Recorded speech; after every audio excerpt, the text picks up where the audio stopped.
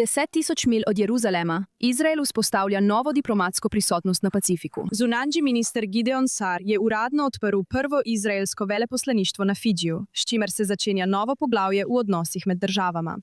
Pred otvoritvijo je Sar prejel tradicionalni sprejem, ki ga je pripravilo vodstvo Fidžija, kar je čast, ki je običajno namenjena voditeljem držav in uglednim gostom. Danes začenjajo ta korak kot jasen izraz naše namere, da poglobimo prijateljstvo s Fidžijem in pacifiškimi otoškimi državami.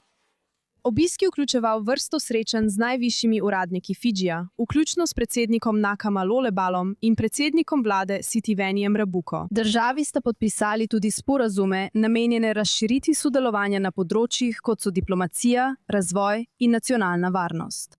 Fidži in Izrael sta vzpostavila diplomatske odnose leta 1970, vendar so ti odnosi v zadnjih letih dobili nov zagon.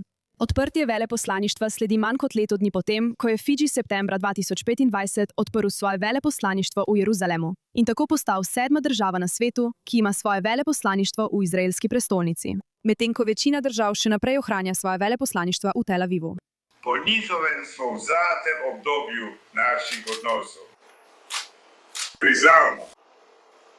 priznavamo legitimne varnostne skrbi Izraela in ponovno potrjujemo njegovo suverenost ter suvereno pravico, da zaščiti svoje ljudi pred terorizmom in grožnjami njegovemu samemu obstoju.